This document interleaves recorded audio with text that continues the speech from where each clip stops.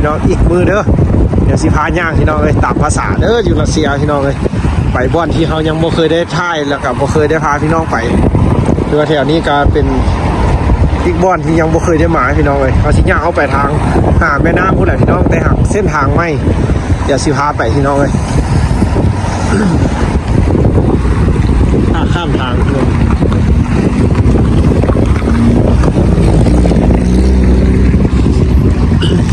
รัสเซียพี่น้องเลย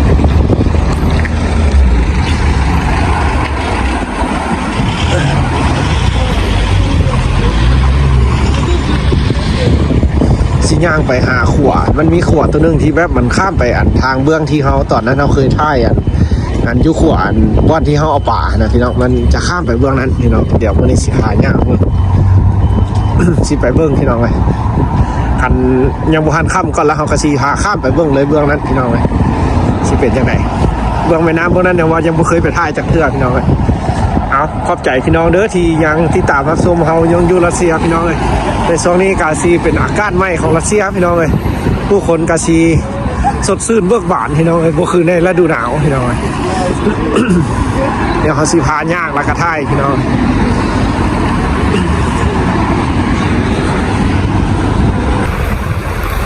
เอาพี่น้องสบายดีเด้อวันนี้ก็อยู่กับเขาอยู่รัสเซียพี่น้องเลยสิพาพี่น้องย่างรอลิ้นพี่น้องบอดที่เขายังไม่เคยไปพี่น้องสิล็อกแล้วก็สิถ่ายให้พี่น้องเบิ่ง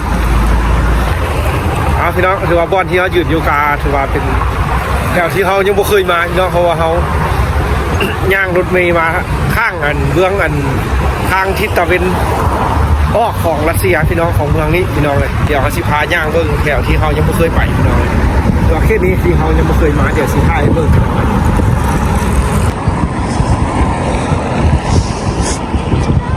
นี่ทางหน้าก็สิเป็นขวดพี่น้องทางข้ามมีส่วนอะไรมีทางข้ามอยู่อ่ะนะเบื้องนั้นนะพี่น้องมันจะเป็นแม่น้ำเดียวเขาสิพาข้ามไปเบื้องตรงนั้นเพราะว่าบ่เคยพาพี่น้องไปจากเครือเขาก็สิกลับละพี่น้องเลยก็สิไปลองท่ายไว้เลยแต่ทางข้ามอยู่ใส่ทางม้าลายคือบ่มีแถวนี้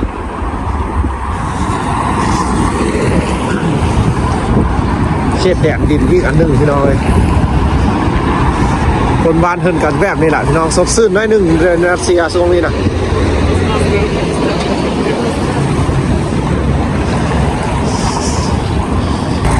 นะพี่น้องว่าสิข้ามไปเบื้องนั้นนะข้ามไปยังไงครับเบื้องไหน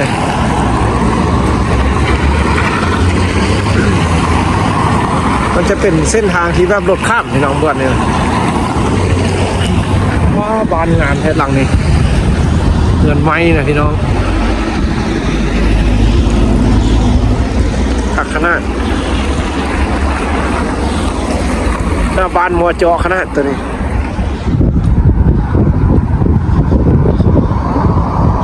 ซอกทางข้ามก่อนพี่น้องสิข้ามไปเบื้องนั้นเพื่อนถ่ายเบื้องหนึ่งอยู่เบื้องนั้นพี่น้องมันสิมีอย่างให้เราถ่ายเบื้องอยู่สิเป็นแนวใดโอ้ตอนนั้นไปข้ามคนแล้วนี่คนทาง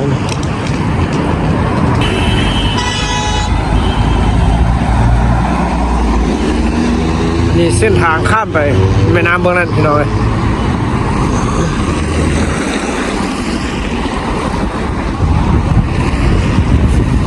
ไปข้ามตัวนี้ละโค้งแบบพี่น้องเราจะโค้งคุกนั้นโอ้แถวนี้บานคักไว้แถวนี้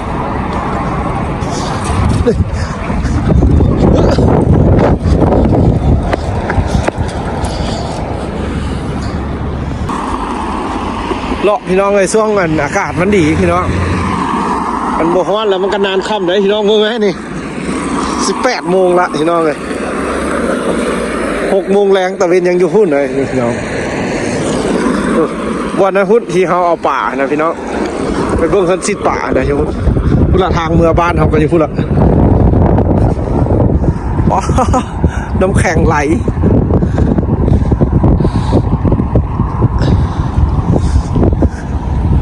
นี่น้ำพุ่นเก่าป่าเลยนะ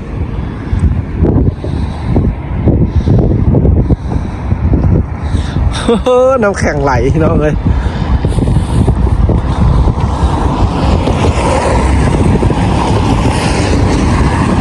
นาะมันก้อนไหล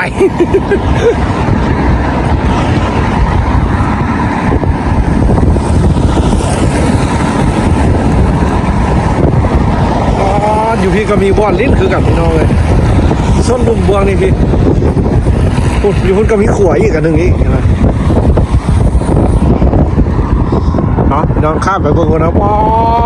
ขึ้นมาน้ำสั้นๆมาอยู่กลางขวพี่ขวปลาเขียวยาวน้องเมืองจุเม่นเห็นหมดเลยบาดดิผมก้อนไหล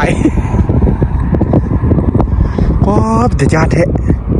บกล้าเอาสิเนียมลง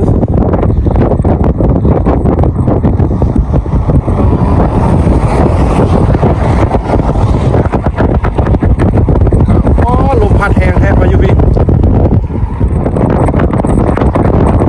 ได้มาแล้วพี่น้องข้ามไปจากพื้นเนอะเคยมาเพื่อได้แถวนี้นะไปทะเลดับรัสเซียพุ่นเลยดิ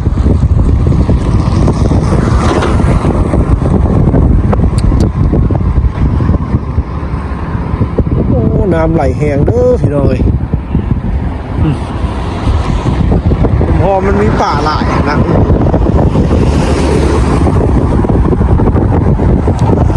ข้ามไปน้ำกันเนาะกูได้ทางเมืองเขาน่ะหลงทางก็ชินั่งรถเมล์นี่ละพี่น้องเลย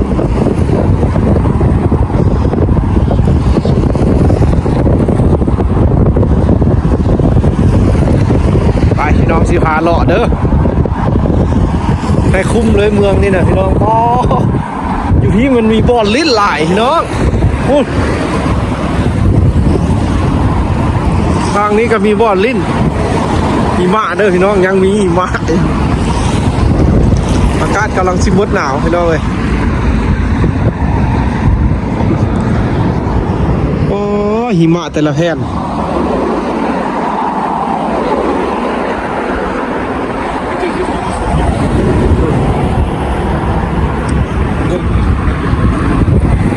พักพี่น้องเลยยังเข้าไปหุ่นพี่น้องเมืองหมอกง่ายเลยเมืองนี่ไปหุ่นนั่นก็ได้เลยตะเวนพี่น้องเลย18 โมงด้วย6 นาที 7 นาทีแล้วตอนนี้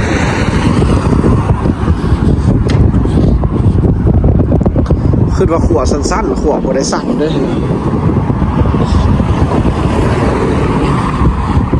ไปย่างพี่น้อง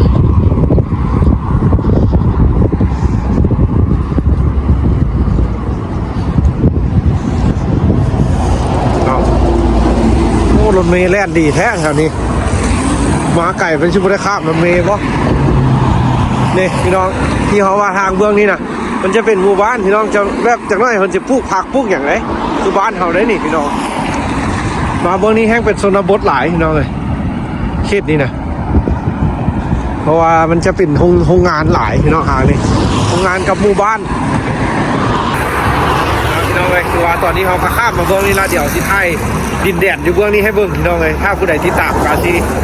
เห็นเนาะว่าเขาพยายามว่าจะข้ามมาเบื้องนี้หลายเทื่อแล้วพี่น้องแต่เขาไม่มีเวลาไม่มีช่วงเวลาพี่น้องเบื้องนี้มันที่เป็นแบบหมู่บ้านพี่น้องแถวนี้นะที่เป็นแบบหมู่บ้านทางนั้นกาซีเป็นแบบพวกจากห้องงานพี่น้องเดี๋ยวเขาสิย่างแล้วสิถ่ายให้เบิ่งพี่น้องอยู่เบื้องน้ำเบื้องนี้สาวรัสเซียเขาไปย่างลิ้นนะค่อยค่ำแล้วก็สิกลับกำนันบ้านเขาแล้วไปกินเบียร์แล้วพี่น้องเลยทางนั้นเขาก็สิดุดเริ่มเฮ็ดสวนแล้วเนี่ยเขาเคยมาอยู่ไหนพี่น้องเคยมาอยู่กันเศร้าเฮือนอยู่คนไหนเบื้องตึกเบื้องนั้นคนไหนตอนเขาพักของเฮียนช่วงพักแรงเขาไปได้กลับบ้านแล้วเขาไปเศร้าเฮือนอยู่พุ่น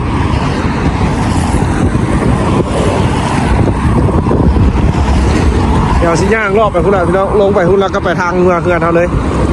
ย่างผ่านหมู่บ้านมู่อย่างไปเลยพี่น้องเลยเนาะพี่น้องเลยหรือว่าเขาสิท้ายแล้วก็สิลงไปทางหลังเขาเลยพี่น้องเพราะว่าเขาสิย่างผ่านหมู่บ้านมีอย่างไปเลยแล้วก็ออกเมืองพี่น้องเลยแล้วก็เจอกันใหม่มื้อหน้าพี่น้องเลยไป เอาเดี๋ยวที่เห็นอย่างเดียวที่ท่ายให้เบิ่งพี่น้องเลยรอน้ำกันอยู่บ้านเพิ่นเมืองเพิ่นพี่น้องเลยเอาบุเลาะเขาบุฮูเอาบุมาอยู่เขาบุเห็นพี่น้องเลยครับข้าวไปพี่น้องซอกทางข้ามก่อนตอนนี้นะ